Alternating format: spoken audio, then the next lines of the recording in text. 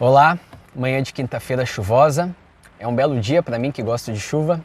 E ontem eu estava lendo o último capítulo do livro de Mateus e uma coisa me chamou muito a atenção.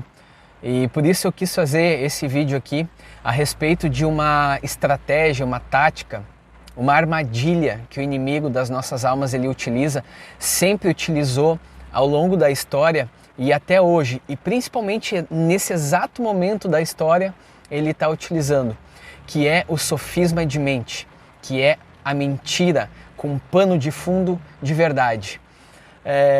Muitas vezes nós vemos na televisão, na mídia, ou assim, escutamos no nosso dia a dia uma história que aparentemente tu consegue conectar pontos de verdade ali. Tu consegue ver que, puxa vida, tem um tom de verdade, tem um princípio de verdade aqui, mas algo naquela história não parece certo. Algo ali parece ser estranho, no mínimo estranho, né? Uma mentira muito bem contada, muito bem articulada. Às vezes tu não consegue identificar, mas se tu tem o Espírito Santo, algo te incomoda naquela história ou naquela notícia que você ouviu.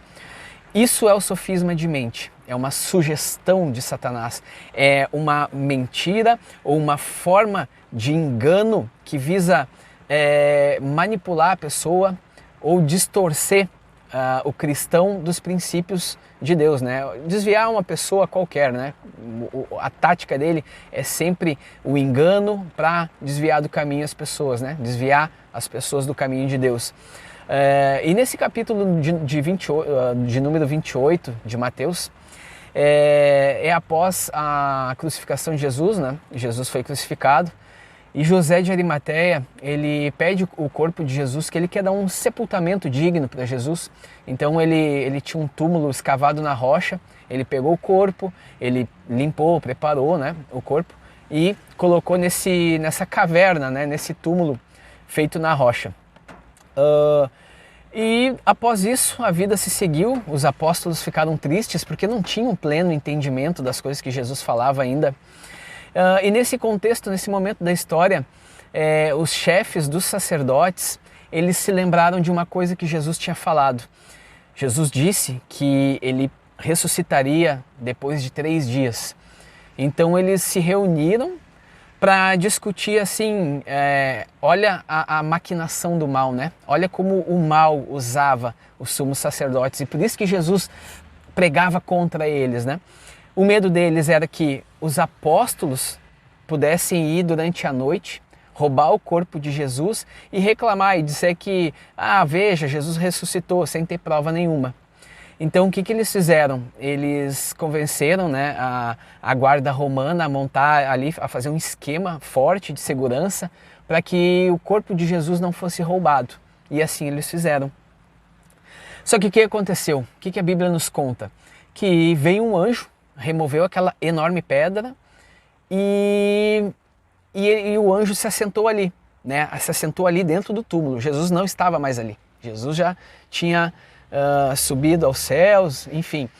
E aí Marta e Maria foram até o túmulo e aí a história segue daquela forma. Mas o que me chamou a atenção nessa parte da história é que os guardas, quando viram o anjo, eles, meu Deus, tremeram de medo e saíram correndo.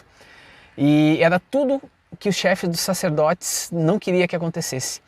Então o que eles fizeram? Eles subornaram os guardas, né, deram uma grande quantidade de dinheiro para eles disserem que de alguma forma os apóstolos conseguiram roubar o corpo de Jesus e por isso ele diz que ressuscitou, quando na verdade para eles a mentira se espalhou, né, para que as pessoas acreditassem que o corpo de Jesus foi roubado e não que ele ressuscitou de verdade. Quando a Bíblia nos aponta claramente que Jesus ressuscitou sim, ele apareceu aos apóstolos, apareceu a muitas pessoas, né? E assim a Bíblia nos conta.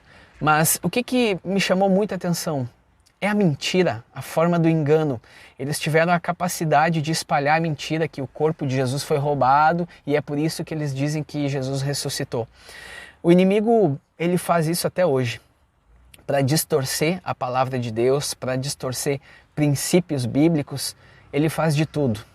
E é por isso que a Bíblia nos orienta a ter uma vida pautada pelo Espírito e não pela carne. Porque, como a Bíblia fala, o que a gente semear na carne, nós vamos colher corrupção, mentiras, invejas, tudo de ruim da carne. Mas aquele que planta no Espírito, ele colhe das coisas espirituais. O homem espiritual, ele consegue discernir todas as coisas. Mas o homem carnal, ele é levado, ele é enganado pelos sofismas, pelas mentiras de Satanás. E não é fácil realmente, são muito fortes as mentiras dele, muitas vezes, que se o cristão não estiver ligado, não estiver numa vida de oração, de jejum, de busca constante de Deus, ele pode ser enganado, sim, sim. Nós vemos tantas pessoas que atingiram um ministério alto, subiram altíssimo com Deus, tendo grandes revelações, sendo grandes homens e mulheres de Deus e depois, por algum motivo, caíram. Seja em adultério, divórcio, ganância, roubo, diversas coisas. E a gente até se pergunta, meu Deus, como uma pessoa com esse grau de sabedoria, de conhecimento de Deus, ele pode chegar num nível tão alto e depois cair dessa maneira.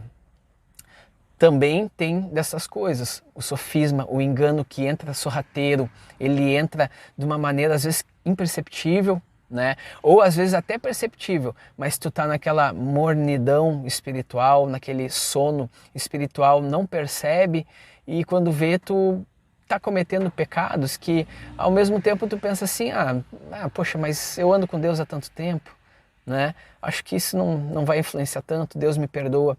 E aí a pessoa vai afrouxando as rédeas da vida espiritual e ela vai caindo nas mentiras e no engano, no sofisma de mente de Satanás. Então nós devemos sempre estarmos muito ligados a isso. Eu não sou uma pessoa que compro de primeira as notícias que eu escuto na mídia, enfim, né? Muito pelo contrário, eu tenho os dois pés muito atrás com a mídia, porque a gente sabe que quando a mídia tem uma notícia para dar, ela dá de forma tendenciosa. Hoje eu seleciono muito bem aonde eu me alimento, aonde eu busco informações, eu já procuro ali os jornalistas, enfim, que eu confio, que sei que são pessoas honestas e sempre de preferência para cristãos. Não que assim eu possa confiar plenamente que o cristão, não, a gente sabe que infelizmente a vida espiritual só uma pessoa mesmo que sabe, né? Mas a tendência sim o cristão falar a verdade, né? Um cristão que anda com Deus, né? Que tem temor a Deus não vai estar mentindo e espalhando mentiras. Então, principalmente hoje, nos dias de hoje, nós temos que nos blindar muito quanto a isso. Esses dias eu entrei dentro da UFSC, né, que é a Universidade Federal de Santa Catarina aqui, e como toda universidade federal do Brasil, é aquela coisa, né, aquela tendência de esquerda, aquele sofisma, aquela manipulação, aquelas mentiras que eles compram, que eles aceitam, né? E dentro daqueles prédios quebrados que tem lá, tudo pichado, uma coisa horrível, eu tenho um prédio, até tirei uma foto uma vez, mostrei para minha esposa, que na pichação estava escrito assim que, não lembro bem das palavras, mas era um apoio ao Hamas. Ao Hamas, aos terroristas que invadiram Israel, estupraram mulheres, mataram bebês, colocaram granadas em bebês, explodiram crianças, fizeram todas aquelas maldades e ainda existem pessoas que caem nessas mentiras, que eles são os oprimidos e tal. Poxa vida, terroristas daquela forma. Ontem eu vi também que em várias universidades americanas surgiram protestos dos alunos ali em apoio ao Hamas. Mas assim, era uma nuvem de gente, não era pouca não, era assim, ó, centenas e centenas de estudantes ali em várias universidades americanas em protesto em favor ao Hamas, né? E chega a ser impressionante assim, como que as pessoas trocam as verdades por mentiras tão facilmente, como elas se deixam enganar dessa maneira. E aí, claro, a resposta já vem, porque o inimigo tomou conta. O príncipe dos ares, ele age aqui ao derredor. Ele pode colocar, me sugestionar um pensamento, ele não pode tocar em mim, mas ele pode me sugestionar um pensamento.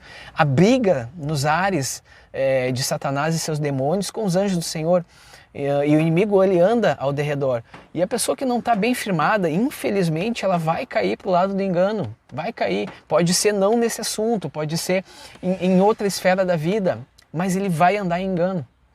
Por isso, meus irmãos, eu refleti nessa palavra desde ontem, quis trazer ela até ontem, mas não consegui. Estou trazendo hoje, para que a gente se blinde em oração, em jejum, em palavra, em conexão com Deus, para que os nossos pensamentos sejam sempre pensando nas coisas do alto, como nos orienta a palavra de Deus, né? Não pensando nas coisas terrenas aqui. Claro, a gente tem que fazer planos, tem que pensar assim nas coisas boas aqui da terra, mas render o nosso espírito, os nossos pensamentos ao Senhor, para que a gente ande com Ele e para que a gente não seja achado no engano, né? Para que a gente possa andar segundo a verdade de Cristo.